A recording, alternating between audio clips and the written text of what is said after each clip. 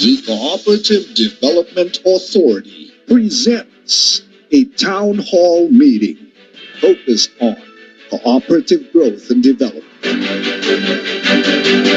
sustainability and resiliency. 2022 Cooperatives and Governance. Magandang hapon sa inyong lahat, mga kooperatiba. My name is Catayoc and this is Cooperatives and Governance, a CDA Townhall Meeting. Before we open the meeting, allow me first to also welcome the CDA Board of Directors, as well as our CDA family from all over the country.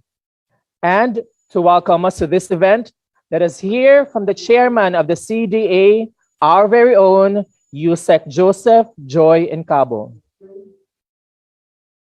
To the entire cooperative sector, cooperative leaders, stakeholders, and members, to the Honorable CDA Board of Directors, the CDA officials and hardworking staff, to our esteemed guests and resource persons today, Cooperative Development Councils, and to our partners in the movement, maayong hapon kaninyong tanan.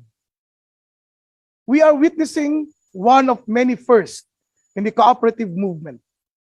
It is such an honor and privilege to welcome you all on the conduct of our Cooperatives and Governance, a virtual of the Cooperative Development Authority.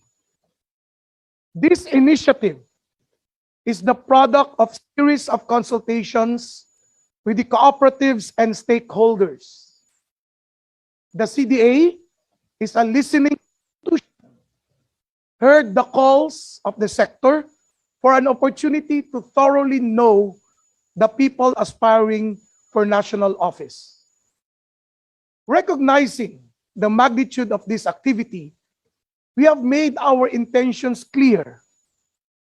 First, to present objective and impartial interviews of our candidates aiming for national post. Second, to provide the audience, especially the members of the cooperative sector, with balanced and fair information of the candidates' plans and platform for the cooperative sector. This activity is not designed to promote and support the election or defeat of a particular candidate or candidates in public office. We believe it is part of the democratic process for the cooperatives to have an in-depth knowledge of the people running this election. We, the CDA, renew our assurances to every cooperative to be proactive and to serve the best interests of the movement. Again, I wish to express my deepest appreciation to all of you for your participation and support and for making this event possible. To have this town hall initiative is pivotal and reputable juncture for the CDA and the entire cooperative movement. May we all have productive series of meetings and great outcomes that will lead our sector to the hallmark of success in public service and governance. Maraming salamat po at mabuhay po ang ating mga kooperatiba. Thank you, Mr. Chairman. A few weeks ago, we conducted a survey through the CDA regional offices asking you, our cooperatives, which candidates who are running for national position you would want to listen to. You were also asked to submit a question that you want to ask from our guest speaker as well. Well, the choices have been made and the questions have been carefully selected. In the spirit of order and to be able to maximize the time that our speakers have shared with us, this will purely be a listening town hall session. Since questions were given ahead of time, chat and unmute options are disabled in the Zoom meeting. This is also to eliminate distractions. Hopefully, Your questions will give us a better picture on how our guest speakers understand the cooperative movement and how they can possibly contribute to the development of our sector. As a reminder to our guest speakers, each of our time is valuable here. So we would like to inform you that in the interest of time, each of you is given a maximum of 3 minutes to answer each question. I will be reading each question and randomly pick amongst you who will answer first and then the next one. Timer starts right after I mention your name. You will hear the bell sound once you have already spoken for 2 minutes, and then another bell sound on the 3rd minute. That means that you have to end your answer. Always remember that brevity is key here. Also, this is not a debate, so we're not here to argue with each other. So let's keep our disagreements against the other speakers' opinions to ourselves. All right, so let's get this meeting going. Ladies and gentlemen, let me introduce our guest speakers for today.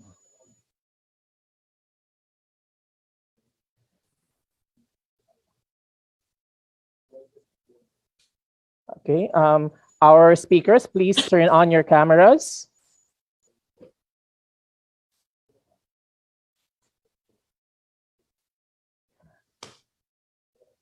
My dear cooperative family, let us give a warm cooperative welcome to Congresswoman Loren Legarda. Mayad nga hapon kaninyo tanan. Good afternoon. Good afternoon, ma'am. We also have Governor Francis Chiz Escudero.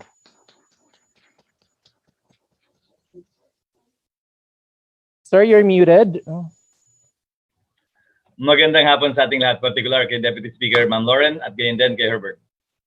Good afternoon, sir. And we also have former Mayor Herbert Bautista.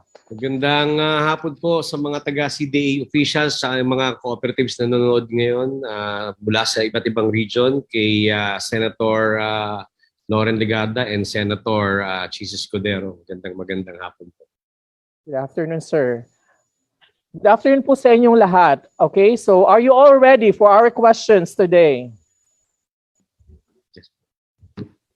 Good. All right, so your first question is, the history of the cooperative movement began in the agricultural sector. The Philippines is considered an agricultural country, and we have so many cooperatives in the said sector. How do you think the government can further strengthen and support the agricultural cooperatives? May we start with Ma'am Loren?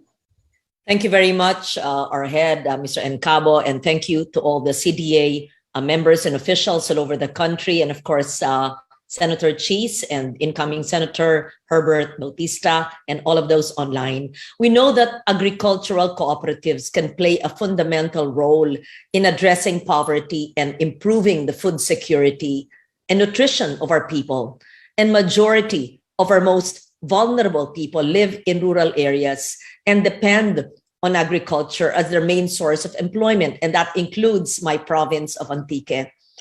And we see how smallholder farms and farmers and small-scale food producers, like even small-scale fisher folks, can actually face numerous challenges, especially during this pandemic.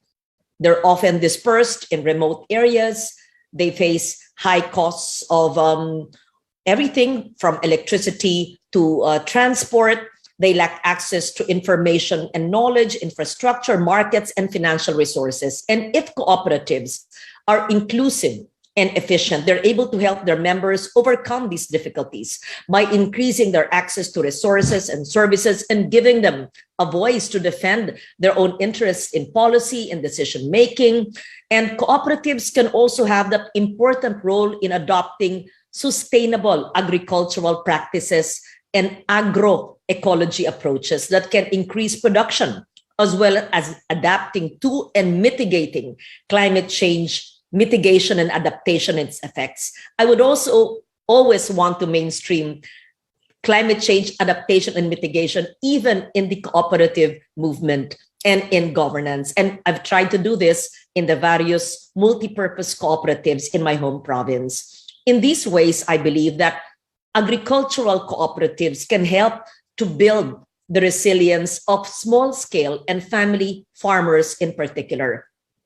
Cooperatives need to be supported, of course, in order to fully play the role. The government should see them and should utilize them as strategic partners. Government should give a voice to agricultural cooperatives, among others. We should have laws, more laws and policies and funding that foster an enabling environment for cooperatives and allow them a voice in policy dialogues and consultation platforms such as this to advocate for the members' needs.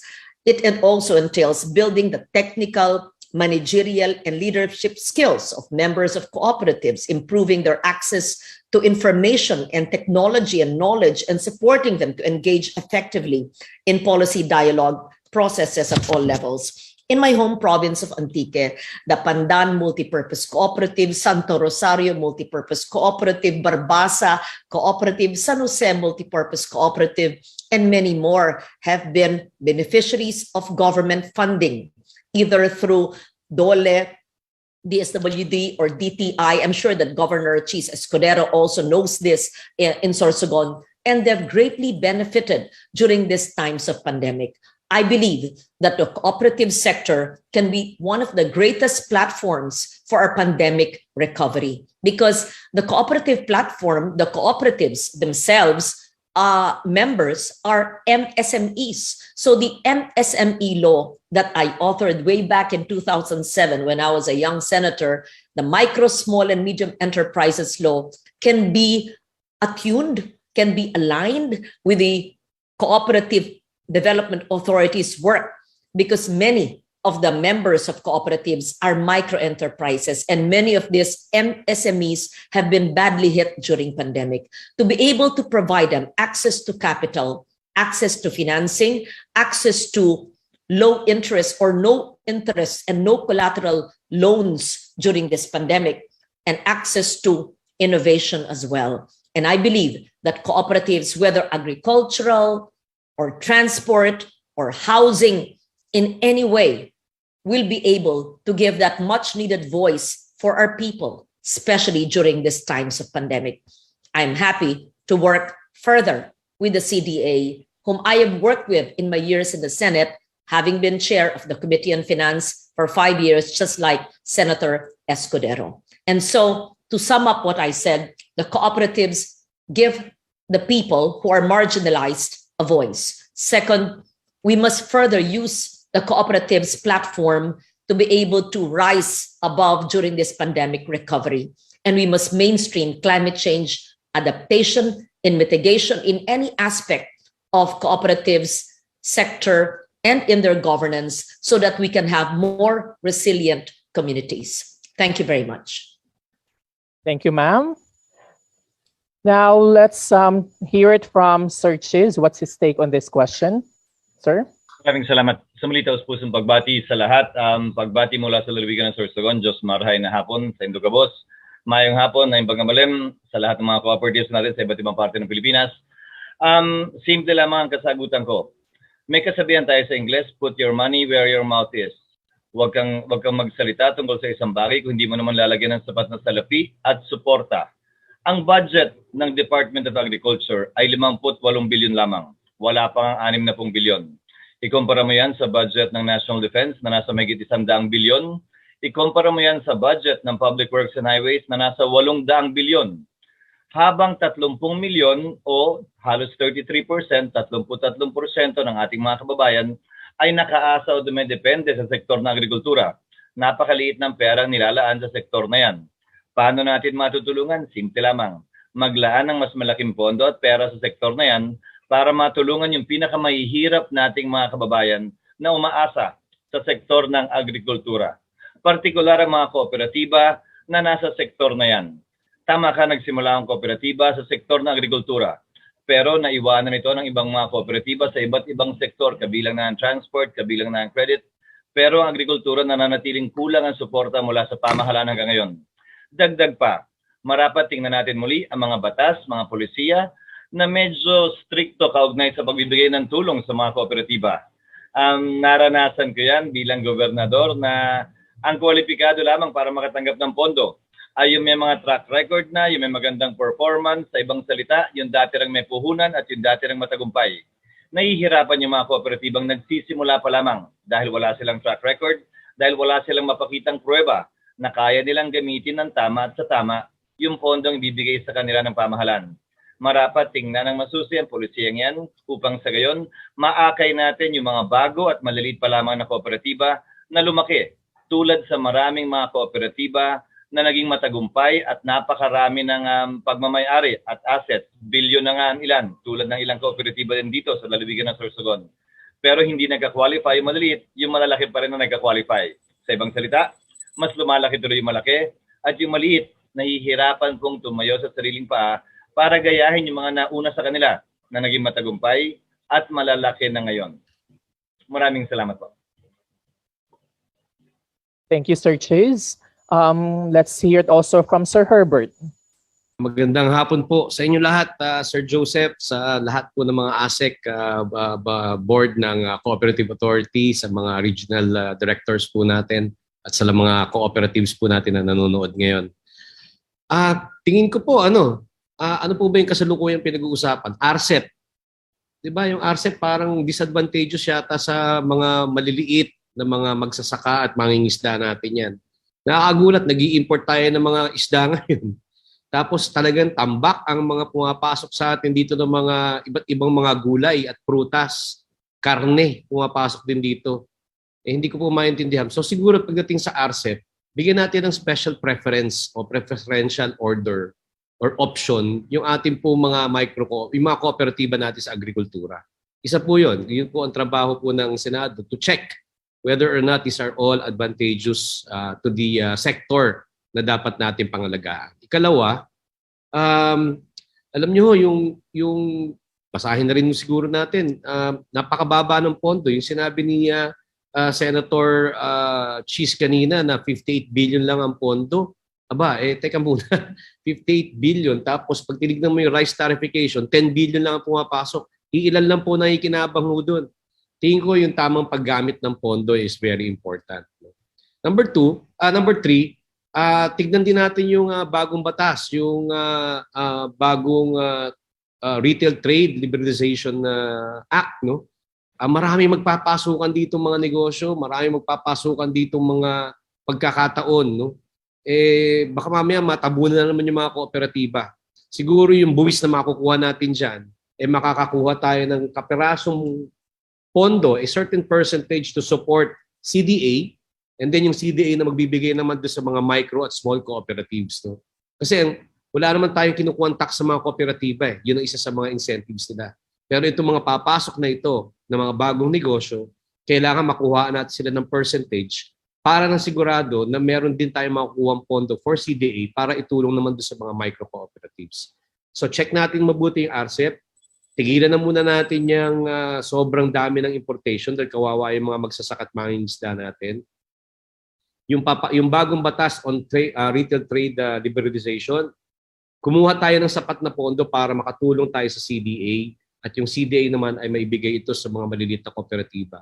Nang sa gayon ay kumalat lumago ang ating po mga kooperatiba. Tapos doon sa RCEP naman, bigyan natin ng special or preferential order or treatment or option ang mga kooperatiba. Yun po. Maraming salamat po sa inyong tatlo. Well, in a nutshell, the three of you talked about giving the agricultural sector voice, use the platform, mainstream the climate change mitigation, as well as increase the budget for the agricultural sector and give them preferential option as well. Now we'll go on to the next question. The primary objective of every cooperative is to help improve the quality of life of its members. Healthcare and housing are vital in achieving the objective. Is the government capable of assisting cooperative members with their healthcare needs and housing, and how? So we'll start with Sir Herbert. Alam niyo yung PhilHealth, universal na ho yun eh. Kaya lang hindi ho tama yung pagmamanage. Tingin ko kasi bakit kailangan tayong maglagay dyan? Siguro dapat banker ang ilagay natin. Hindi porke PhilHealth yan. Kailangan doktor. Kailangan siguro financial engineer ang ilagay natin siya na mamumuno. O bankero na isang marunong mag-negosyo, tumingin ng mga finance. No? Isa yun. Tapos automatic naman dapat members na, lalong-lalo na yung mga members ng kooperatiba. Automatic na dapat din sila. Number 2, pagdating sa housing, alam nyo, yung Urban Development and Housing Act, talaga namang 1991 pa po yun. So panahon na siguro kailangan i-revisit natin, basahin natin, at baguhin na natin. Bigyan din natin ng preferential option o treatment yung ating pong mga kooperatiba. Kasi marami na rin namang, kung may transport cooperative, dapat meron ding housing cooperative. I know merong housing cooperative. Palawakin po natin yon. Palawakin po natin yan. Like for example, sa Fisher Folks, ilagay natin sila sa safe zone, yung kahit na bumagyo, hindi sila madadamay, hindi maaan yung bahay nila. At katabi ng kanilang housing cooperative ng Fisher Folks, andun na rin yung kooperatiba ng bagsakan nila. Tapos yung kooperatiba ng sasakyan nila magdi-distribute. I mean, ang cooperative pwede magtulong-tulong para na sigurado ay sila among themselves, among their circle, among their cycle, lumalago sila ng sabay-sabay. So tingin ko yun po, yung Udhalo, kailangan i-revisit natin. At yung PhilHealth, universal na po yan. Kailangan lang siguro natin ng mga taong magagaling sa finance. Hindi po lahat, hindi naman porke PhilHealth doktor, ilalagay natin magmamanage. Yun po. Thank you, Sir Herbert. Now let's also hear it from Sir Chiz. Nangunguna ang lalawigan ng Sorsogon sa pagpapatupad ng Universal Healthcare Law. Sa katunayan, malamang sa darating na Marso, bibigyang pagkilala ang lalawigan bilang unang province-wide network na nagpapatupad ng Universal Healthcare Law kung saan mararamdaman ng mga taga-Sorsogon halimbawa ang benepisyo na may bibigay at may dudulot ng Universal Healthcare Law kung saan bawat tao, miyembro man ng kooperatiba o hindi, tulad ng sinabi ni Bistek, ay magbebenepisyo mula dito. Subalit ibahin natin ang usapin kaugnay ng pabahay o housing. Sa totoo lang, hindi ko alam kung bakit hindi ginagamit ng pamahalaan bilang mekanismo ang mga kooperatiba para mabigyan ng pabahay ang ating mga kababayan. Ang tinuturing natin pinakamaliit na political unit ay barangay. Sa totoo lang, may mas maliit na unit, hindi nga lang political. At yan ay mga kooperatiba. Dati ng organisado, dating may opisyal, dating may mga miyembro, at napakadali pong magpababa ng anumang plano kabilang ang pabahay sa pamamagitan ng kooperatiba. Ibalik ko usapin panandalian sa Universal Healthcare. Bagaman may point of care tayo at dapat lahat covered ng PhilHealth, hindi rin ginagamit ng PhilHealth at DOH sa mga kooperatiba para tiyakin na magamit yung mekanismong yun kung saan ang bawat miyembro nila, bawat miyembro ng pamilya, ay covered na ng PhilHealth at naunawaan nila na maski na wala silang numero sa PhilHealth. Kaya nga point of care po ang tawag. Magpunta ka lang sa ospital, kung hindi ka pa rehistrado, irerehistro ka nila at automatic mabibigay sa iyo ang benepisyo na inaalok ng batas kaugnay sa pagbabayad ng PhilHealth kung ikaw ay mako-confine saan mang hospital, pribado man o pampubliko man. Ulitin ko, nasasayang ang mekanismo, mga tao on the ground at gayon din kakayahan at kapabilidad ng mga kooperatiba dahil hindi sila nagagamit ng pamahalaan para i-roll out ang iba't ibang programa, kabilang na ang kalusugan, kabilang na ang pabahay. Thank you, Sir Chiz. How about Ma'am Loren?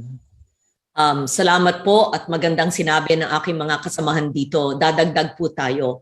Tama po yung Universal Healthcare Act.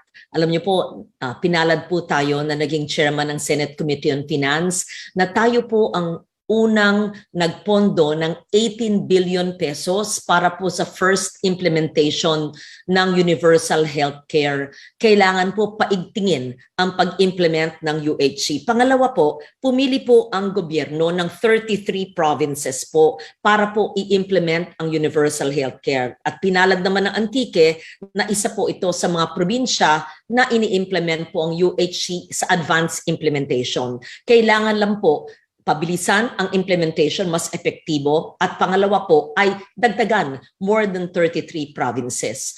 Pangalawa po, kailangan talagang malaman ng lahat po ng mamamayan, lalo na yung pinakamahihirap, na libre po, hindi po kailangan ng endorsement ng senador, congressman o mayor ang ating paghihingi ng pondo sa ilalim po ng mandato at sa pondong linigay po natin sa PhilHealth. Libre po ang maski anong pampublikong ospital. Hindi kailangan membro ng kooperatiba, pero maganda pag yung kooperatiba, lalo ng mas makakatulong. Pero ito po'y libre under the Universal Healthcare Law. Let me also mention, meron po tayong kino-author na batas, yung Surety Fund Cooperative Act, way back 2015. Ang tanong ko po, ito pa'y nagiging epektibo para sa ating mga kooperatiba. The law created the Credit Surety Fund Cooperatives, which will be the primary body tasked with managing and administering the Credit Surety Fund, CSFs, for its members once registered with the Cooperative Development Authority. Sigurado po ako, ang CDA ay may listahan ng lahat mga accredited cooperatives, and you're the lead government agency tasked with implementing this law and responsible for monitoring the CSF. Maganda pong talagang mapondohan ang Credit Surety Fund para sa kalusugan, para na rin po sa pabahay. Alam po natin na ang mga health care systems, ang kahalagahan po ng pag-upgrade ng mga health facilities sa mga probinsya, yan ay na-devolve. Pero meron po rin pong role syempre ang national government. Kaya nga nandyan po yung Universal Healthcare Law. Ang importante po yung pag-roll out ng batas na ito na 4 na taon pa mula noong 2018. So if and when we return to the Senate, we must look as an oversight function of Congress at the swift, effective, and full implementation of the Universal Healthcare Law and how PhilHealth is able to implement the point of care for all the vulnerable sectors of society na dapat po ay libre sa lahat ng pampublikong ospital. Ngayon naman po, sa National Housing Authority, bilang chairman ng dating Senate Committee on Finance, nakita po natin na marami pong nasayang na mga pondong daang-daang milyon na mga tinayo pong mga pabahay para po sa mga membro ng gobyerno, pulis, sundalo. Ito po'y maaring i-rehabilitate sa mga areas, lagyan ng kuryente at tubig dahil yun po ang maging issue nun, at pwede po itong libreng ibigay or even with no collateral, no interest loans para po magamit in many parts of the country. This nakatiwangwang po ang mga sayang na pabahay ng gobyerno from many years back. Pangatlo po, sa ilalim po ng aking MSME law na ating pong pinagtulungan pong inauthor noong 2007, I think, long ago, ang Small Business Corporation ay nagbibigay po ng no collateral and no interest loan. Sana po ang SB Corp ay talagang mag-roll out through the rural banks, through financing institutions sa mga probinsya para po ma-access ito ng ating mga kooperatiba. So, ilan lang po yan sa mga mekanismo at mga nagawa na po natin na batas at napondohan na mga programa ng gobyerno na maaring pakinabangan ng mga membro ng kooperatiba para sa kanilang pabahay, para din po sa kanilang pangkalusugan. Thank you for your answers. Now, with what you said, the government is indeed capable of assisting cooperative members with their healthcare and housing needs, I must say. When it comes to healthcare, we already have the Universal Healthcare Law. We just have to have a better management with PhilHealth, as well as revisit our law when it comes to housing. But it seems that with your answers, it's a yes for that question. Now, our third question is one of the hot topics in the cooperative sector. The Public Transportation Modernization Program is a laudable government program. However, the process of availing financing for new vehicles for transport cooperatives has been very challenging, not to mention the need to coordinate with so many government agencies in the transport sector to be able to operate under the program. How do you propose to solve these challenges? Can we start with Sir Chiz? Maraming salamat. Hindi ko pinayagang ipatupad ang modernisasyon sa aming lalawigan dahil sa mga rason na binigay mo. Binigla nila, kulang pa sa pag-aaral at minadali ang implementasyon ng modernisasyon. Hindi kakayanin ng mga may-ari, operator man o driver ng mga jeep sa pangkasalukuyan na bilhin o bayaran yung mahigit 1 milyong preso ng electric jeeps, mahigit 1 milyong preso ng Euro 4 compliant na mga diesel, at humigit kumulang 4 na milyon ng mga bus na binebenta po nila sa ngayon. Ang bibigay lamang nila ay 1 o 200,000. Paano yun babayaran ng tsuper? Paano yun babayaran ng operator? Lumalabas ng buwanang hulog on the average ng kada jeepney ay papatak ng 35 hanggang 42,000 piso kada buwan. Hulog pa lamang yun dun sa bagong unit. Ano pa yung pangsusweldo at yung boundary ng jeepney driver? Ano pang kikitain ng operator? Kaya sabi ko, dapat mas pag-aralan pa ito. Sino bang may ayaw na maging malinis ang ating kapaligiran? Sino bang may ayaw mabawasan yung tinatawag nating mobile sources ng pollution? Subalit hindi rin naman pwedeng biglain ang ating mga super at operator na papatupad yan sa loob lamang ng 6 na buwan o 1 taon. Pangalawa, dapat rebisahin din ng Office of Transportation Security sa ilalim ng DOTR at makipag-ugnayan sa CDA para matutunan nila ang mga prinsipyo sa likod ng isang kooperatiba at ito'y hindi nabibigla at parang pribadong korporasyon. Halimbawa po, nangako ang LTFRB na sa mga magbibigay at papayag na mag-modernize at maghuhulog sa napakamahal na mga electric jeep at Euro 4 compliant na jeep, sila lang daw ang bibigyan ng rota exclusive na yon, isang kooperatiba lamang. Hindi nakasulat sa papel, binitiwang salita lamang na hindi naman napapatupad o pinapatupad. Ang nangyayari tuloy dahil sa kompetisyon, lugi lalo yung mga naunang pumasok at nakinig at naniwala sa pamahalaan na maganda ito para sa kanila. Marapat at dapat muling balikan ng DOTR, ng LTFRB, ng LTO at makipag-ugnayan po sila sa CDA upang matutunan nila ang mga prinsipyo ng kooperatiba.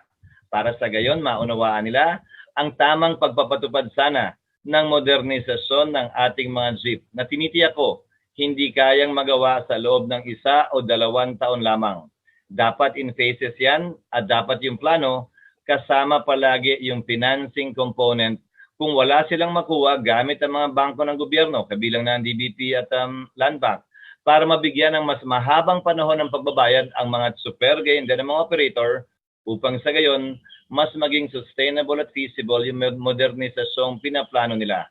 Wala naman sigurong hindi sasangayon dito. Nasa tamang pagpaplano at pagpapatupad lamang ang dapat nating makitang mangyari upang maisakatuparan ang magandang layunin at planong ito.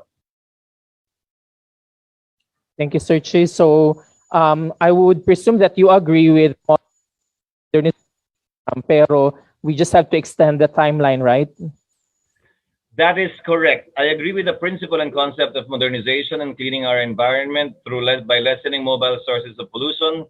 However, it is in the manner, timing, and the mode of financing and subsidy that is sorely lacking that needs to be improved, if at all. Thank you, sir. Now, we'll ask Sir Herbert on his take on the topic. Yan. Maganda yan. Actually, meron kaming ganyang project dito sa Quezon City, no? Dito sa yung mga tricycle lang. Kasi pag local government, tricycle lang talaga ang pinangahawakan namin. Pero alam mo, una okay yung programa dahil ito po yung mga kalinis ng hangin natin. Babawas tayo dun sa mga ini-emit natin para maging maayos naman yung ating kapaligiran. Mabawasan natin yung greenhouse gas na ini-emit natin, no? That also helps us in our climate change initiatives dito sa atin sa buong bansa. Tingin ko it's the entire system. Number one, hindi siya inclusive, meaning hindi isinama o hindi lahat nakalahok dun sa partisipasyon ng pagkukonsulta, ano yung dapat gawin, etc. Tapos masyado nilang binigla na gusto nila buong Pilipinas kagad. Pwede naman siguro regional lang muna. No? O itong region lang muna na ito. Para yung kulang na pondo, nakatutok muna doon sa isang region. Mag-modeling muna tayo. And then eventually, pangit pakinggan, hit and miss, matututo tayo. And then eventually, mabubuo natin yan, paunti-unti. Hindi natin pwedeng gawin na dahil may timetable, yung pinangutangan ng ating bansa, kailangan umabot tayo doon na mabayaran natin kagad. Because at the end of the day, yung pong mga benepisyaryo po natin, yun po ang mas magiging magkakaroon ng problema. Tama yung sinabi ni Senator Chiz kanina na yung mga nauna, kawawa ho talaga yun. Kasi nga, naging testing ground sila eh. So ngayon, naghahabol tayo. So para sa akin, it's the entire system of consultation. It's the entire system of manner of payment. Number 3, huwag masyadong malawak agad, regional lang. Number 4, tama. Meron mga transport cooperatives para nandyan na lahat. Nandyan na yung matutunan nila yung financial literacy, paano pagpapatakbo ng isang kooperatiba. And syempre, yung pagpapautang, marami tayong facilities. No? In fact, kahit yung kooperatiba, pwede rin magpautang para dyan. But yun nga, yung cost, yung kamahalan, doon lang sa sinabi ni Senator Chiz kanina, ano pa yung uwi niya sa pamilya niya, sa pang-araw-araw niyang kakainin at panggastos ng mga anak niya, di ba? So, tingin ko the program is good but we have to revisit. Kailangan tingnan natin yung kabuuan. And kailangan inclusive. Hindi pwedeng porke ayaw ng isang sektor, tuloy na natin to. Hindi.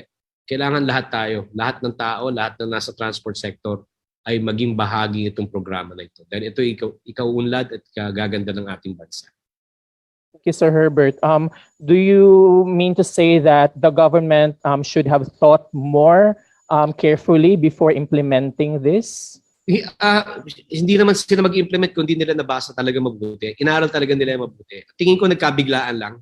Alam mo yun, parang, kailangan gawin natin to kasi sabi sa taas, ganito gagawin natin. Hindi pwedeng ganun. Kailangan yun, kaya nga sinabi ko, medyo masakit pakinggan yung salita, yung hit and miss o i-test muna natin mabuti. So that we are able to understand, di ba? Kung gaano natin mapapaganda pa yung programa. I am for it. But, alam mo, naging controversial pa yung issue na yan, di ba? Siguro for about a month. Mahigit, pinag-uusapan yan ng transport sector. So, I guess, kailangan natin balikan yung programa at tingnan natin. Parang rice tarification yan na palpak yung implementation sa unang taon at tingnan natin kung paano natin magagawa pa, may totono pa natin ng tama para sa ikabubuti ng lahat. Thank you, sir. Thank All you. right, so we'll hear it from Ma'am Loren. What's your take on this, ma'am? Yes, maganda po ang hangarin at ako po'y sang-ayon. Importante lang nga ang implementasyon. And in relation po to the complaints of the transport cooperatives regarding the tedious process of complying with requirements to modernize, meron po tayong batas na yung Ease of Doing Business Law and the Efficient Government Service Delivery Act of 2018. So dapat malaman po ng ating mga government agencies to, malaman po ng LGUs at mag-comply po lahat. Again, I stress the need for an enabling policy environment for all our cooperatives, whether it is for the transport sector to implement the public modernization program in transport sector or the agriculture sector or any sector in the cooperative sector. I understand that the requirements of our local governments, the banks and government agencies, sometimes it's so bureaucratic, it's so difficult for cooperatives to access much needed financing and support.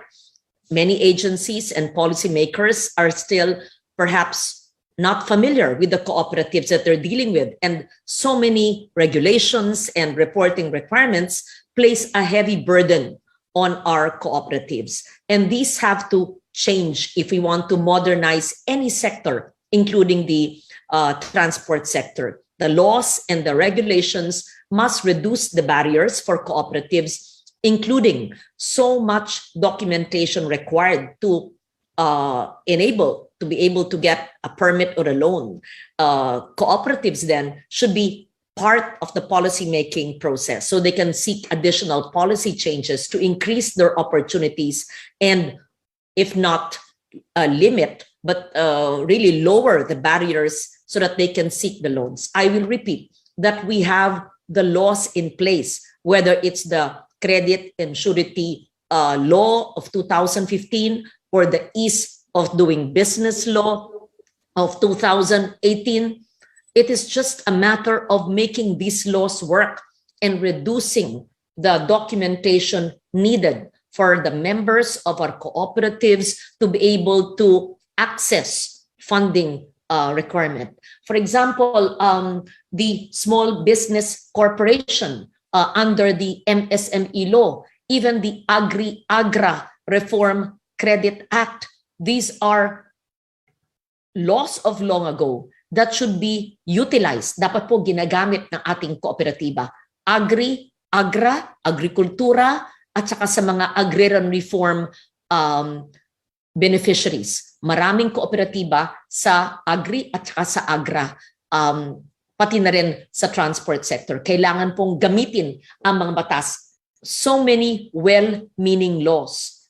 Maybe we should assess ano ang naging beneficial, ano po ang hindi naging useful dito.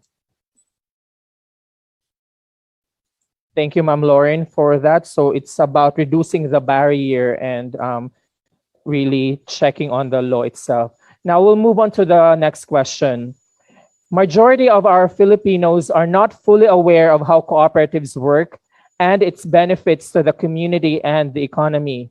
Do you think that mandating its inclusion in the educational system will help? And what do you think are the strategies to adopt to ensure its implementation or fruition? Can we hear it from Sir Chiz?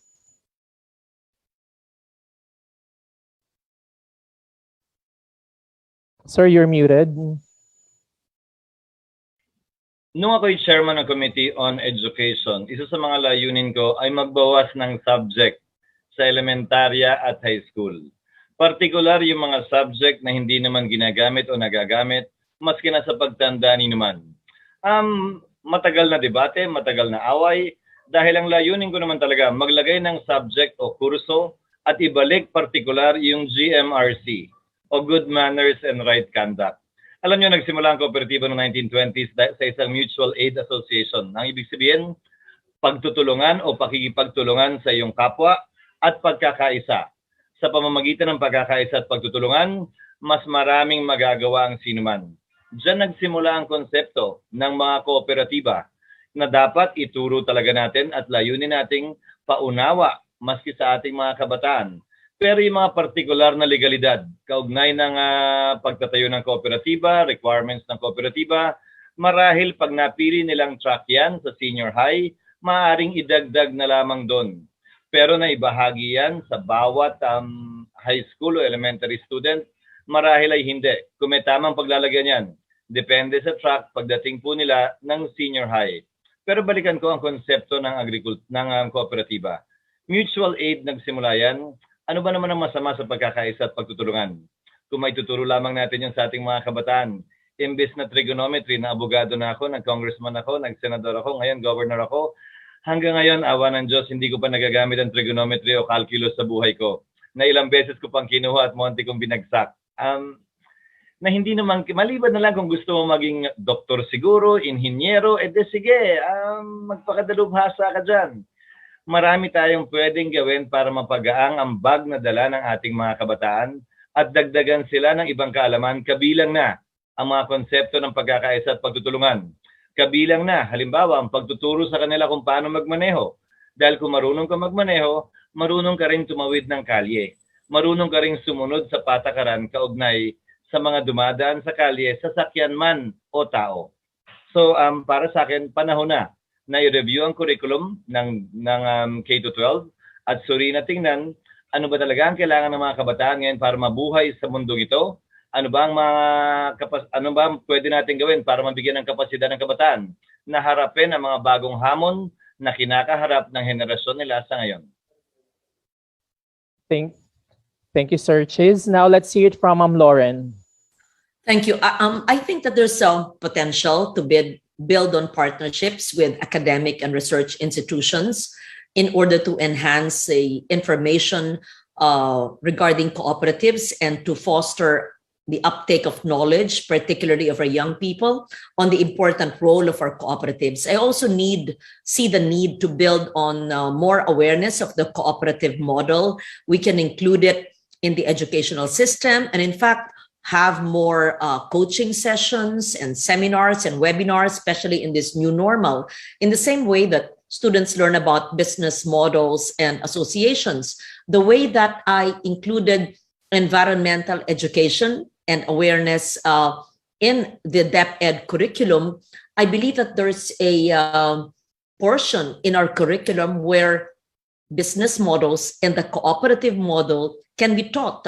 I'm not certain if this should be in the basic education curriculum or in our state universities and colleges, because Filipinos should learn about the benefits about cooperatives and the benefits to the community.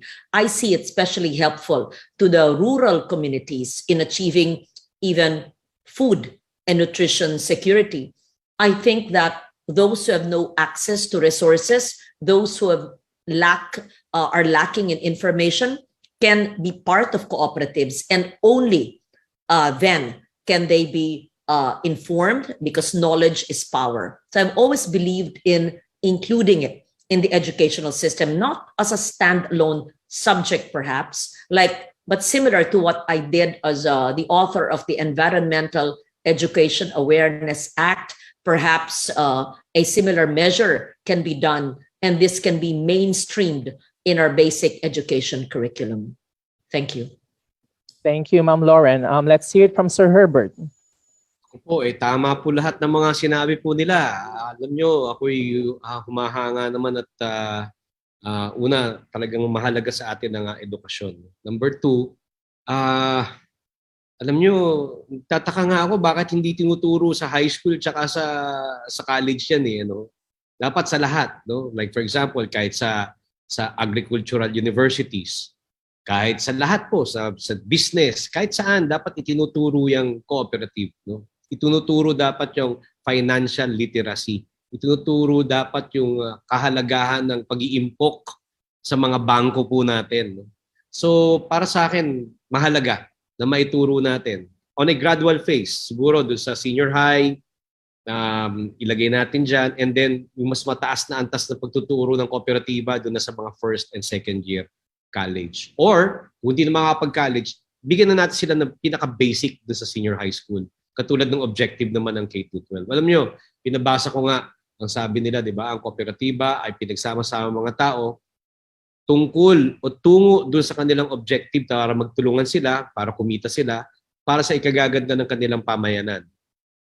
Siguro kapag inalagay pa natin yan sa educational system natin, hindi lang siguro sa ikagaganda ng pamayanan, may tuturo natin yung pagmamahal sa bayan, pagmamahal sa kapwa, pag-aalaga sa mga pangangalaga sa ating kapaligiran, at marami pa hong iba. Isa yan sa mga magiging dahilan kung paano natin mapapagtibay ang ating mga kabataan para mahalin nila ng husto ang kanilang pamayanan at ang kanilang bansa. Thank you, Sir Herbert. Now, I believe that Sir Chiz has to leave earlier for a prior commitment, and we would appreciate Sir Herbert and Ma'am Loren to stay with us to continue with the discussion. Now, Sir Chiz, any parting message to our cooperatives before you leave? Sa muli, taus-pusong pagbati po. Alam ko, nasa kalagitnaan tayo ng pandemya, pero maniwala, magtiwala at manampalataya po tayo. Na malalampasan natin, magwawakas at lilipas din ang pandemyang ito. At sana sa muling pagbubukas ng mundo, mabigyan tayo ng sapat pa rin na lakas na harapin ang mga bagong hamon at pagsubok na ibabato sa atin ng tadhana bilang isang bansa at bilang isang lahi. Bilang panghuling salita sa cooperatives at sa mga kooperatiba, ang layunin po namin ay simple. Bigyan ng mas malawak at malaking kapangyarihan ng CDA, gayon din budget ang CDA para magampanan niya yung kanyang mandato, hindi lamang sa klaw o sa loob ng kanyang departamento, pero dapat may kakayahan na makapagtrabaho at makipag-coordinate at organize sa iba't ibang ahensya ng pamahalaan, kabilang ng DOTR, kabilang ng HLURB, kabilang ng NHA, kabilang ang iba't ibang ahensya, dahil hindi po uubra na nakatayo lamang na mag-isang CDA at gumagawa ng sariling programa, dahil napakarami niyang pwedeng magamit na pondo mula sa iba't ibang ahensya at departamento ng pamahalaan. Sa muli, maraming salamat at karangalan ko makapiling po kayo sa hapong ito. Gayon din, si Deputy Speaker Loren at former Mayor Bistek, karangalan ko pong makasama kayo at pagbati po. Magandang hapon po sa inyo. Hi, Chiz. Once again, thank you very much, Sir Chiz. We really appreciate your presence and your time here. Okay, so lahat nating mga speakers, they agree that the curriculum has to be included about cooperatives in K-12. So we'll move on to the next question. With what you know about cooperatives as a whole and the present governance structure that surrounds it, would you change anything, and how would you try to improve its contribution to the society and the economy? Can we hear it from Ma'am Loren? Coming from an agricultural and fisheries province, and the Philippines being an agricultural country, I see the role of agricultural cooperatives in giving our farmers stronger involvement in the value chain and increasing their market power. Agricultural cooperatives really play a key role in linking farmers to markets, in providing a collective platform for negotiating with the buyers, in offering marketing and processing services, in providing distribution channel for their various products, in giving training, in business planning, in capacity building services to all their members. And this I see in all our various agricultural and fisheries cooperatives. So I also see its potential in involving women and young girls in agricultural cooperatives. It might even be the best model to encourage young people to take up agriculture today. Agricultural cooperatives need to be supported in order to fully play the role for a thriving agricultural sector and for boosting our rural economies. And among the laws or policies I would like to push for is that the government and the banking sector renders financial support to cooperatives in rural communities to allow them to expand and to diversify their production and business operations. And again, constant training on leadership and management skills, literacy, and financial training should also be made available. Cooperatives have the capacity to define and sustain the lives of rural communities. Most cooperatives face a number of challenges which prohibit them from operating at full capacity. And such challenges need to be effectively dealt with so that there is a smooth running of cooperatives, especially in our rural communities. The government can give all the support, technical and financial assistance and training for our cooperatives through the CDA and through the convergence with other government agencies. We should perhaps have an agricultural rural cooperative program that funds cooperative development centers or provides technical assistance for cooperatives. There is a need to build the capacity so that they can drive rural institutional changes within their own organizations and support innovation by their members. So the convergence with other government agencies like the Department of Trade and Industry, even NEDA, which is the implementing agency of my law of 2019, which is the Innovation Act, which is not yet being implemented. This can very well be utilized by the cooperative sector. So many of the laws that I authored, funded, and co-authored, like the Micro, Small, and Medium Enterprises Law, the Agri-Agra Law, the Credit Surety Fund Act, and the Innovation Act. These are just some of the laws that are implemented by different government agencies. Isama ko na dyan yung 20-year-old law na Tropical Fabric Law. You wonder, anong connection yan sa kooperatiba? But this really helps the farmers of yung nagtatanim ng abaka, nagtatanim ng banana, nagtatanim ng pinya, because the Tropical Fabric Law mandates the use of Philippine textiles by government agencies. And many of those who plant the raw materials are members of cooperatives. Many of those weavers, the artisans in our rural areas, are members of cooperatives. So they can benefit from many government programs such as the shared services facilities of the DTI, where they give equipment, the Dole Pangkabuhayan, where free capital for micro enterprises are given. Even the DOST says Community Empowerment for Science and Technology, where free equipment are given. And even DSWD, would you believe, Sustainable Livelihood Program, where libreng puhunan sa mga 4P families. I think the cooperative sector should reach out even to the most marginalized, including the 4 million 4P families whose lives can be further be empowered if they are part of a cooperative movement. Thank you, Ma'am Loren. Let's hear it from Sir Herbert. Tama po lahat. ang salita po ay convergence, no? Hindi lamang po simulan po natin, no, from yung innovation, yung research, meaning Science and Technology Department, kailangan nakatutok yan. Yung buong loop, nakita ko yung loop ninyo from conceptualization to production, to marketing, to sales, and then back, paulit-ulit, no? So lahat ng mga may kinalaman para mag-improve yung ating pong cooperative movement sa buong Pilipinas ay kailangan magawa po natin. Convergence po ang sinabi po natin, ang sinasabi ko po diyan.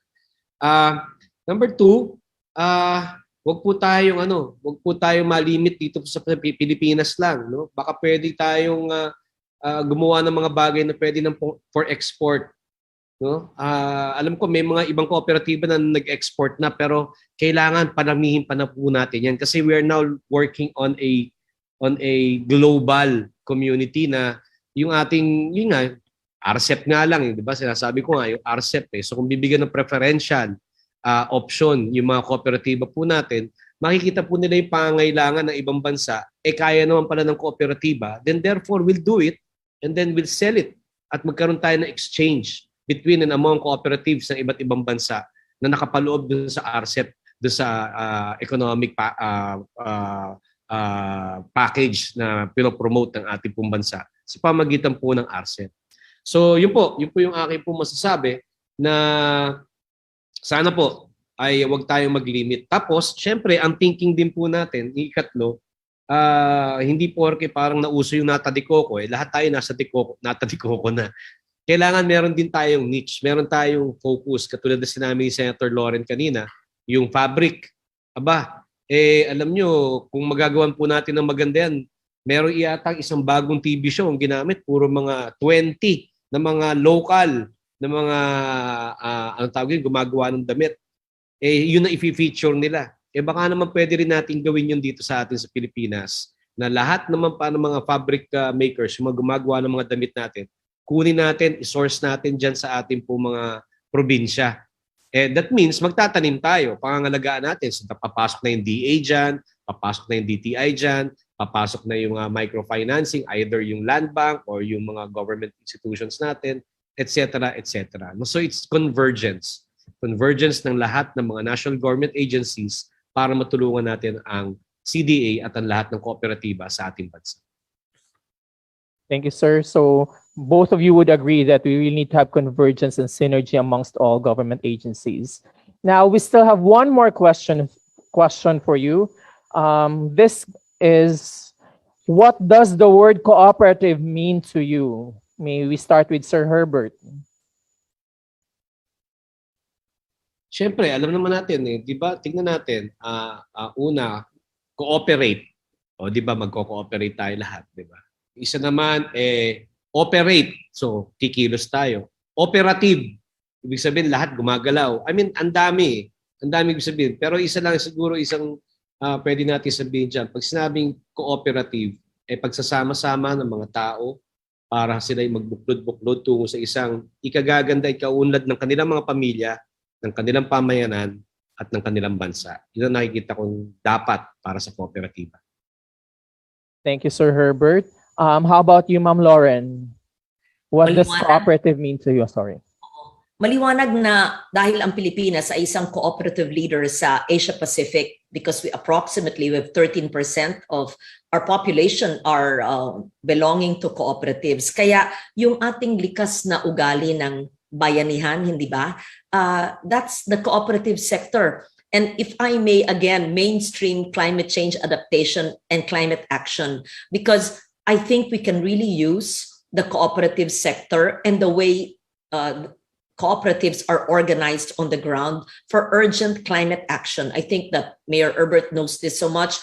LGUs are the frontliners in our climate change challenges, whether it's Bagyong Ondoy in Metro Manila and Luzon in 2009 or Yolanda in the Visayas in 2012 or 13, or it's Odette of 2021. So I would like to use the cooperatives for climate action. First, allow me to explain. Cooperatives could promote and mainstream sustainable food production operations and practices. with food security as one of the strategic priorities of our National Climate Change Action Plan.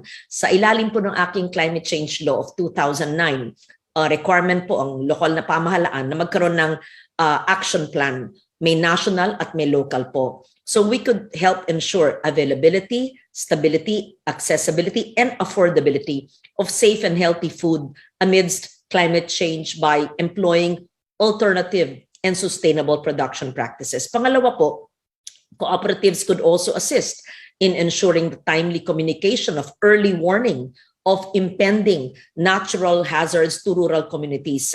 Bagamat meron na tayong pag-asa warning sa ilalim po ng ating Pag-asa Modernization Act, effective po ang pag-asa, pero perhaps translating it in the languages and dialects understood. We have over 100 ethno-linguistic groups and over 100 languages and dialects in our country. But if these are translated, kamukha English o kaya Tagalog, ay baka hindi maintindihan lahat ng amin pong mga Iraynon, Bukidnon at Ati o mga Kinaraya ang salita up to the last mile, so to speak. And the cooperative sector can be very helpful in this. Third, cooperatives could also help increase awareness on climate change adaptation and mitigation practices. I will no longer mention the 10 adaptation mechanisms that can be used for sustainable living, but perhaps the cooperative sector can also roll this out.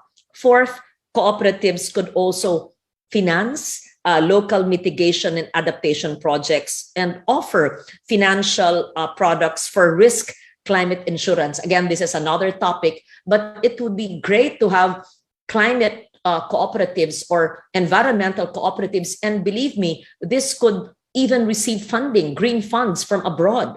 And fifth, cooperatives could also be the voice of climate justice during the local participatory budgeting and decision-making processes. And I think if we hear the cooperative sector more during our budgetary planning in Congress and even in local legislation in the municipal, city, and provincial level, and even in regional development meetings and planning, then our legislation would be more grounded, having heard from the members of the cooperatives. Thank you. Thank you, Ma'am Loren. We thank you so much for sharing us your time and knowledge about the cooperatives here in our show. Now, we would like to ask for any parting message from you. Let's start with Ma'am Loren. Marami na po akong sinabi. Baka overtime na nga po ng 8 minutes. Nagpapasalamat po ako sa sektor ng kooperatiba at gaya ng sinabi ko, napaka useful ang cooperatives, nagbibigay ng boses sa mga walang boses, nakakaabot po up to the last mile, so to speak, ng mga walang kapasidad na matulungan ng gobyerno. Kaya nasa atin po ang pagsusuporta po sa mga kooperatiba dahil nandyan po nakasaad ang ating bayanihan spirit ng mga Pilipino. Buwabati ng muli sa mga miyembro ng kooperatiba na nandito po at kay Mr. Encabo, salamat po, at kay Mayor Herbert, bumabati ng muli. Thank you, Ma'am Loren. From Sir Herbert, any parting message? Thank you, ma'am. Maraming salamat po, Senator Loren. Hope to see you soon. Sir Joseph, sa lahat po ng mga members ng or leaders ng CDA, Cooperative Development Authority, yung mga ASEC po natin, sa lahat po ng regional directors po natin at yung mga cooperatives na nakikinig po sa atin ngayon, magandang araw po. Maraming salamat. Marami po ako natutunan kay Senator Chiz at kay Senator Loren. At nung nagkaniig po tayo, yung mga taga-CDA, ay marami rin po ako natutunan sa inyo. Asahan nyo po na kapag tayo po ay pinalad sa tulong po ninyo at sa tulong po ng karamihan, ay magiging kasama nyo ako, kaagapay nyo ako at kasama sa pagsusulong ng pag-i-improve ng CDA at ng cooperative movement sa Pilipinas. Maraming salamat po and God bless. Thank you very much to our guest speakers. It was our pleasure to have you with us today. And to our cooperative and CDA family, we pray that all of you stay safe. Mabuhay ang kooperatiba. Please tune in tomorrow, January 28th at 1 p.m. for another episode of our Town Hall Meeting. This is Third Catayoc for Cooperatives and Governance. Daghang salamat ug maayong hapon kaninyong tanan. Thank you. Cooperatives and Governance.